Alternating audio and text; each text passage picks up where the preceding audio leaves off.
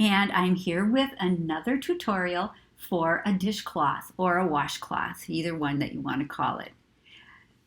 This one is going to be quick and easy, just like the one we've done before, but this time I'm using the Big Twist cotton yarn. It's actually 85% cotton and 15% polyester. And this is made by the Big Twist brand, which is now available at Joann's. This is kind of turning out to be their brand that they carry as their house brand at Joann's. This one happens to be 96 yards or 88 millimeters. It's a number 4 weight yarn. And I'm going to be using a 5.0000 millimeter crochet hook or H hook. And so this one will be quite quick to make. You might be wondering, why do crocheters or crochet designers like to teach you how to do dishcloths or washcloths? Well, there's a couple of reasons. Number one, they go quick. Number two, they make a lovely product that you can either give as a gift or make for yourself, and you end up getting kind of addicted to these types of things, and you make quite a few, so you need to give them away. The other thing is, it is a perfect size for a project where you want to learn a new stitch and practice it, but you don't want to go out and make a big blanket or something that's going to take a lot of yarn and a lot of time. So this is a perfect project to get started with when you want to learn a new stitch. And the new stitch that we're going to be learning today is called the basic background stitch. It's a variation on the single crochet. You actually use a single crochet, but it's a matter of where you put your single crochets in the row below. So we are going to start this particular basic background washcloth is going to need a stitch multiple of 2 plus 1. So basically every time you make it, no matter what size, you could actually use this to make a baby blanket or a big afghan, but no matter what, it needs to be a stitch multiple of 2 plus 1, or always do an odd number of chains. In this case, the basic dishcloth that I want to make for all of the different dishcloths in the series that I'm going to be presenting to you over time here as we go along, they're all going to take about 25 stitches or be made to be about that same size. So in this case, we are going to chain 25. An uneven or an odd number, it's a stitch multiple of 2 plus 1. So in order to get started, and I should mention, this is kind of a fun color combination. It's a variegated yarn, and the color is called Multi-Rosy Cheeks. And you can see that it has some dusty rose, some dusty blue, some kind of a gold, and a cream color. And it's a real kind of cool, different modern mix of colors. So it could go in many different rooms. If you have a kitchen that has any of those colors, or it's a real plain kitchen with basic neutrals, this would go great. If you're making this particular pattern as a washcloth and your bathroom has these types of colors in, you might want to try this particular color pattern. Now, in order to start, I'll show you again here, we need to make our slip knot, and we're going to do that like so, and I have a video for that if you want to go over that again. And now what we want to do is the basic chain, and we're making 25. A multiple of 2 plus 1. So there's 4, 5, 6, 7, 8, 9, 10, 11, 12, 13, 14, 15, 16, 17, 18, 19, 20, 21, 22, 23, 24, 25. I'll get my other yarn out of the way so you can see that. So there is our chain, our base chain of 25, or a stitch multiple of 2 plus 1. And I'll just take a moment and double check to count those. So I'll go by twos. 2, 4, 6, 8, 10, 12, 14, 16, 18, 20, 22, 24, 25. You don't count the loop that's on your needle or on your hook. Now, for the row 1, our pattern is to skip the first chain and do a single crochet in that second chain from the hook. So you don't count what's on the hook, and then it's 1 and 2, and we're going to put a single crochet in that chain. And then we're going to put a single crochet in every chain along the row. Now, you've heard me say this before, I'm sure, and I'll continue to always say it, but what you want to do is try to be as consistent as possible when you're making your chain, so that all of the chains look similar in shape and size, and then be very consistent in the shape and size of your single crochets. And this will just give all of your work a much more professional and nice finished look. You don't want some loops that are huge and others that are so tight that you can't pull your hook through. And again, the first row sometimes is a little harder to do just because there's not as much to hold on to as you're working across. But you want to go through and go into every chain across the row.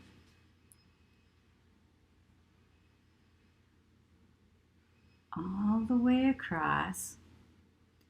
And we're just about at the end. Now remember, we chained 25, but we skipped the very first chain and went into the second chain from the hook. So basically, once we are across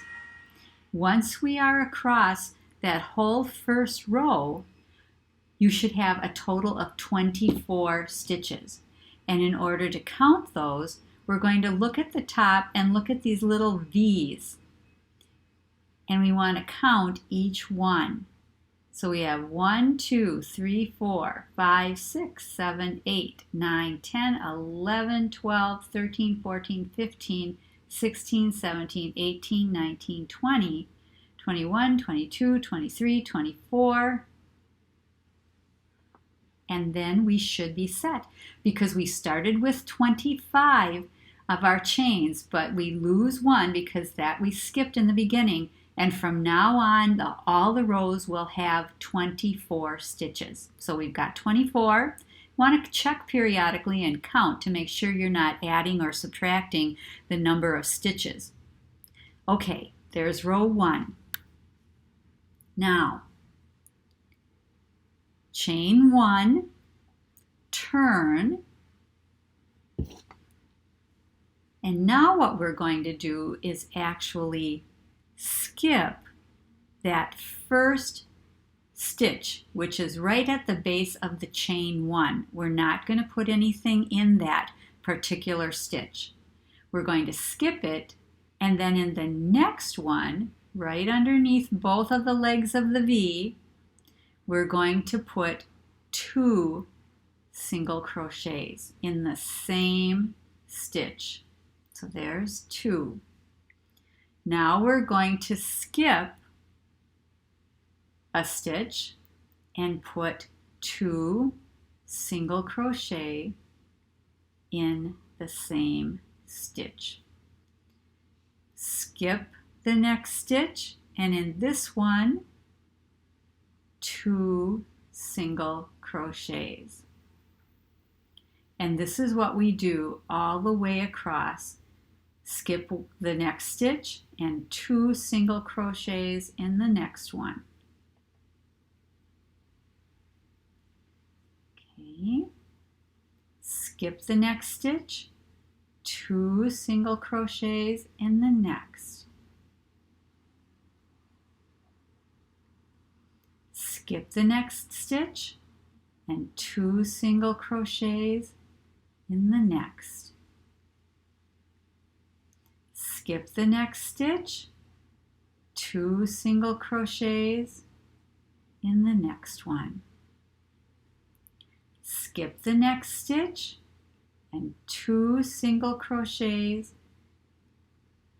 in the next one. Now, remember when we're doing our single crochets, we're looking at the V's and we're skipping this next one, and then we're putting our next 2 single crochets right under the 2 legs of the V.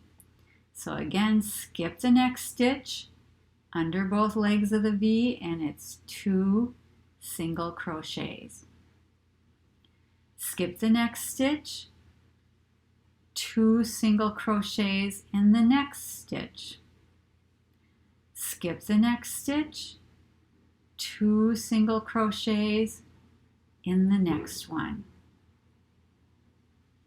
Skip the next stitch, and then we're at the very last, and this one might be a little tighter at the beginning, but in that very last stitch, we end with 2 single crochets. And there we have row 2 finished. We're going to do a chain 1 and turn. And now I'll get myself some more yarn here. Always good to pull out a little bit and untangle it if you need to. Now, from now on, all the rest of the rows are going to be exactly the same as row number 2. So it's just a repeat. As I said, we did the chain 1, skip the first stitch that is directly below the chain 1, and 2 single crochets in the next stitch. Skip the next one, and in the following one, 2 single crochets.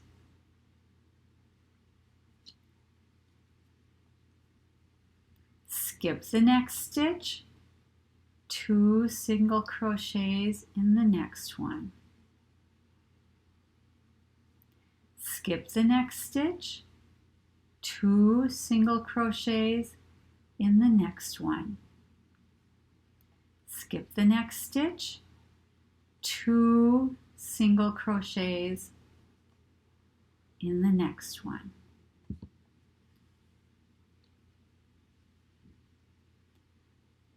Skip the next stitch, 2 single crochets in the next one. Skip 1 stitch, 2 single crochets in the next.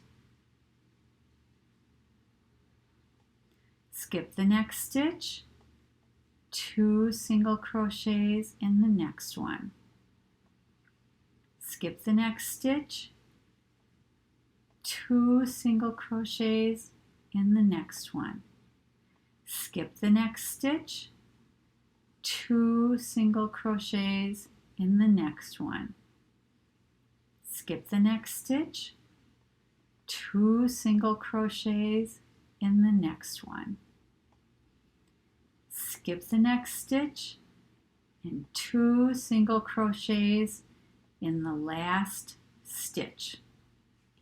And there we have row 3, and you can see how pretty the pattern looks, and you can see how pretty the variegated yarn turns out. So this is a really kind of a fun yarn and a fun stitch to put together. Not complicated, but it looks very cool. So now what you're going to do, I'm going to ask that you do, this won't be the entire dishcloth, but I'd like you to do at least another 10 or 12 rows. So when I come back, you'll have, we've done 3 rows, so if you can get up to row 15, that would be great. Won't be done yet, but I want to see how you're doing, and I'll work on mine, and we'll get back together after row 15. Okay, here we are at row 15. Hopefully you have gotten to that row, and I would like to suggest that there are many ways to count your rows, but I think at this point the best one that I can recommend is just always write down at the beginning of each row what row you're on. Just have a pen and paper and write down, okay, I'm on row 1, I'm on row 2, all the way up to row 15. There is a way you can check by counting the rows here in the texture, and if you figured that out on your own, that's great. But I think the best way to do it and to be most reliable is to use a pen and paper and just keep track of each row. Now also notice that our sides are nice and straight, and we don't have different sides going off in one direction or everything coming to a point. We've got nice straight rows, and that's because every row has 24 stitches. And so remember to count along on your V's at the top for each single crochet so you can count and make sure that you have 24 stitches. If it turns out you have less or more, time to take that row out back to the row that you had 24. That's called frogging. Nobody likes to do it, but this isn't going to turn out to your satisfaction if you don't have the right number and continue to have 24 with straight sides. Now, if you, again, keep track with a pen and pencil, count every row, or at least every other row, count that you have 24 stitches, you should be in good shape.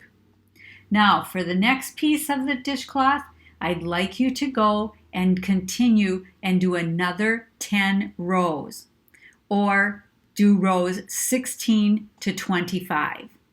So however you want to do it, and keep track again, writing down this is row 16, 17 on down the line so that you know exactly where you are. So please go ahead.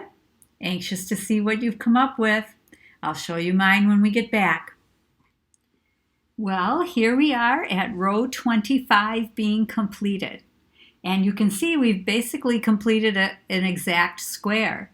And you could tell that if you would measure each side, but also if you just fold it diagonally across and the corners all match, so you have a square. And this particular one, if you measure it, here we have 6 and 7 inches on all sides. Now, again, this is a small dishcloth or washcloth. Perfect if you want to make it for a baby washcloth or something like that, or a small dishcloth for the kitchen. But also remember the stitch multiple is 2 plus 1, or any amount of odd numbers that you want to start with. So you can make this bigger. If you would like, instead of a 7-inch square, maybe you like a larger washcloth and you could make it an 8-inch or a 9-inch square. Just get your odd number of chains to start with to approximately the number of inches you want it to be along the side. So I've finished this. We're not going to put any extra border or anything on this particular one, but I did get to the point of ending the row and doing a chain 1. I've got that loop right here. But what I'm going to do is cut that and pull through the loop, ending this off, and then you'll see that we have two tails from the beginning and the end that we'll need to work in. But once we have that done, we are complete. So there's a lovely, quick gift and a wonderful way to learn a new stitch, the basic background stitch that I think you'll find fun to make and use for a lot of different projects.